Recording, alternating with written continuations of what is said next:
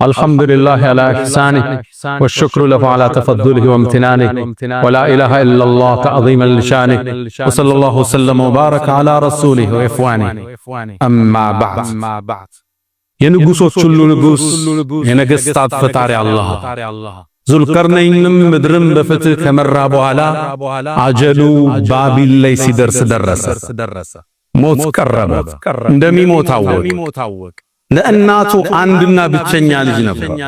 እናቱ በጣም ተወደው ነው። የሱም ሞት መሸከም እንደሚከብዳ ታወቀ። አንድ ትልቅ በግና ደብዳቤ ላከላት።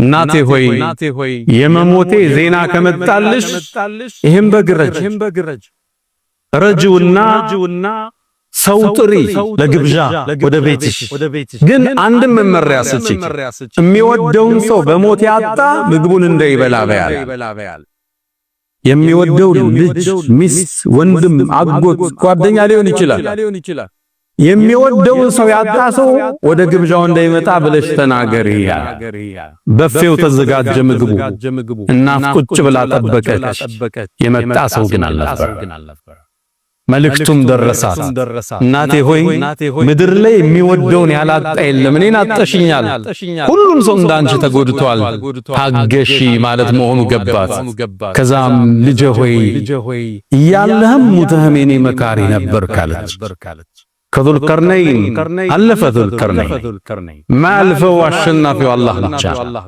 አላህ አልሐይ አልቀዩም ያው እሱ ብቻ ህይወት የሚሰጥ የሚነሳስው አልቀዩም በራሱ የቆመ ጥገኝነት ማይከበል አላህ ብቻ ቃኢሙን ቢነፍሲህ ሙቂሙን ለገይሪ ሌላውም የሚያቆም ያው የሚያደርግ አሸናፊና አላህ ብቻ ስልጣን ይጠፋል ነገስታት ይወድቃሉ ኢምፓየሮች ይንኮታኮታሉ የአላህ ስልጣን ሕያውነት ሁሌም ሕያው ከዙል ቀርነይን የመጀመሪያ የምንማረው ስልጣን እንደማቆመን ሀብት እንደማይገድበን ሞት የመጣ ጊዜ ማንንም እንደማቆመው እንማራለን ሁለተኛ ቢሩል ዋሊደይ እናት ጋር ያለ ትስስር ወላጅ ጋር ያለን ቁርኝት እንመለከታለን ሙቶ እንኳን የሞቱ ሐዘን እንዳይሰማት ያደረገውን ጥበብ እንመለከታለን ሶስተኛ ከዚህ የምንማረው አንዳንዴ ጠላቶች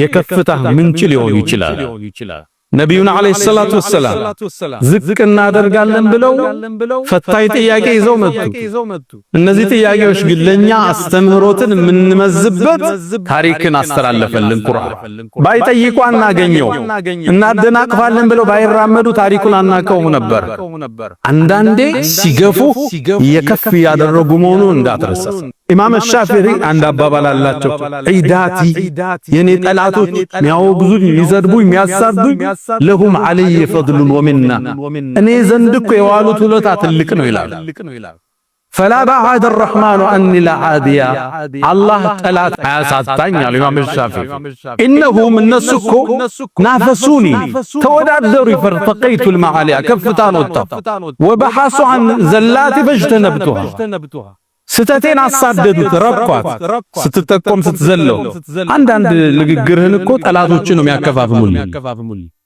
ጠላት ሁሌም መጥቷል ሶስተኛ ትልቅ የሥነ ምግባር ትምህርት እንወስዳለን አንድን እቅድ ስናወጣ በአላህ ፍቃድ ካልሆነ አይፈጸም ስናወራ ቀጠሮ ስንዝ ኢንሻአላህ አላህ ከፈለገ እሱ ከሻው ከወሰነ ይፈጸማል ሚቲንግን ስዘጋ ነገ ኢንሻአላህ የሆነ ነገር አረጋለሁ ስትል ነገ ኢንሻአላህ እኛ አይደለንም የእጁጅ ወመእጁጅ ተዘግቶባቸዋል ቀዳዳው የሚከፍቱት ኢንሻአላህ ያሉ ቀን ነብዩ አለይሂ ሰላቱ ወሰለም የእጁጅና መእጁጅ እኮ በየቀኑ ያንን ጉድጓድ ለመክፈት ሁሌ ቢሞክራሉ ቆፍረው ስንዝር ሲቀርባቸው ነገን ከፍተዋለን ብለው ይመለሳሉ አፈሩ ተንዶ ይቆያቸዋል አው ነብዩ አለይሂ ሰላቱ ወሰለም ከዛ ግን አንዴ ይላል አላህ እንዲወጥ የወሰነ ቀን የነሱ የሥራ አመራር ነገን ቆፍረዋለን ኢንሻአላህ ይላል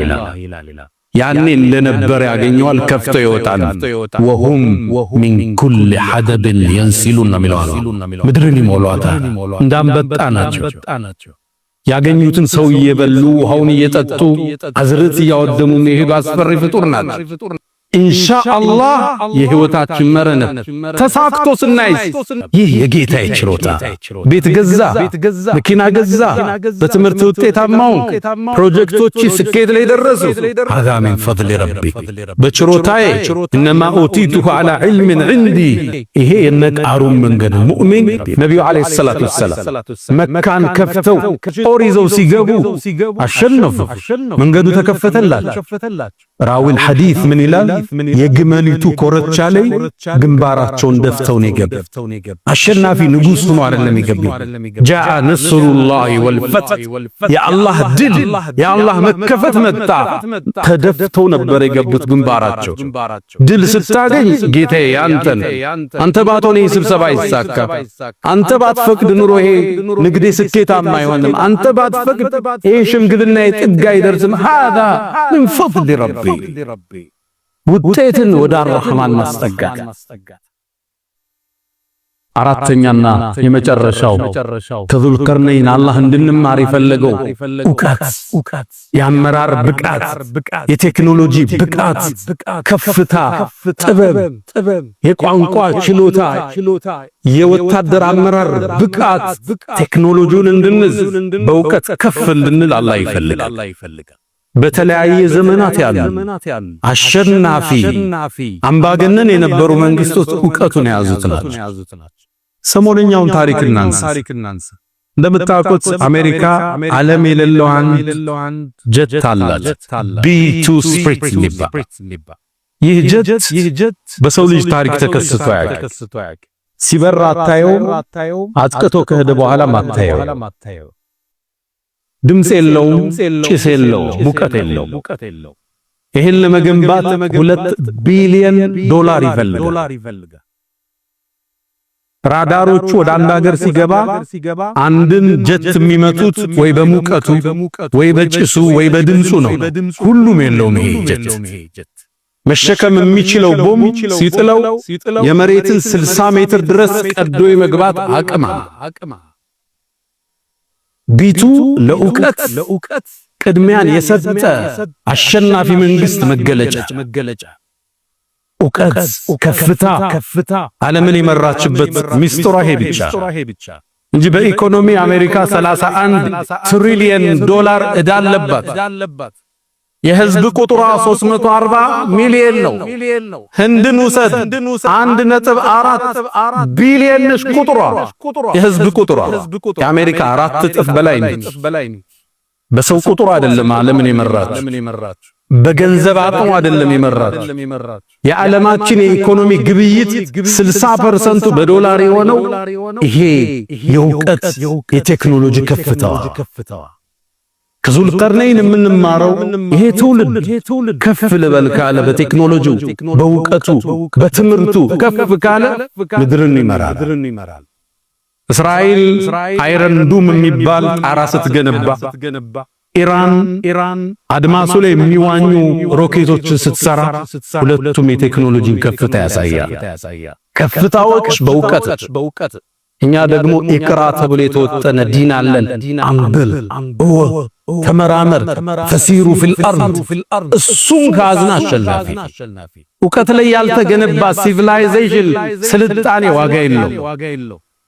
ከዙልቀርነይን የምንማረው ዕውቀት፣ ከፍታ፣ የአመራር ጥበብ፣ የቴክኖሎጂ ጥበብ፣ የምህንድስና ጥበብ፣ የአመራር ጥበብ ይህን ከፍታ ሰጥቶታል አላህ። ከሱም ታሪክ የጠቀሰበት ሌላውን መጥቀስ ይችላል።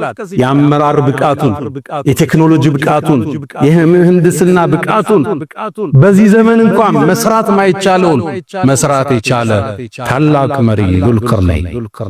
ብዙ ታሪኮችን ከሱ እንማራለን። ዕውቀትን ከያዝን ከፍ እንላለን። የመጀመሪያው ትውልድ የሰሃባው ትውልድ በ23 ዓመት ውስጥ ፐርሻንና ሮማን ኢምፓየርን ድባቅ መጥቶ እስላማዊ ስልጣኔን ከፍ ያደረገው ዕውቀትን ስለያዙ። ነብዩ አለይሂ ሰላቱ ወሰላም ትክክለኛ ሰው ቀርጸው ሄዱ። እነሱ ምድርን ከፈቱ። يا من تحبون النبي محمد صلوا عليه وسلموا طول المدى، فصلاتكم وسلامكم نورا لكم بأمسكم وبيومكم ولكم غدا. إن الله وملائكته يصلون على النبي يا أيها الذين آمنوا صلوا عليه وسلموا تسليما. اللهم صل على محمد وعلى آل محمد كما صليت على إبراهيم وعلى آل إبراهيم، وبارك اللهم على محمد وعلى آل محمد كما باركت على إبراهيم وعلى آل إبراهيم في العالمين إنك حميد مجيد. اللهم أعز الإسلام والمسلمين وأذل الشرك والمشركين. اللهم وحد صفوفنا، اللهم ألف بين قلوبنا، اللهم ارزقنا الإخلاص في القول والعمل، اللهم ارزقنا الصدق والإخلاص يا أرحم الراحمين. اللهم لا تدع لنا في مقامنا هذا ذنبا إلا غفرته، ولا هما إلا فرجته، ولا دينا إلا قضيته، ولا مريضا إلا شفيته، ولا غائبا إلا رددته، ولا حاجة من حوائج الدنيا والآخرة إلا قضيتها يا أرحم الراحمين.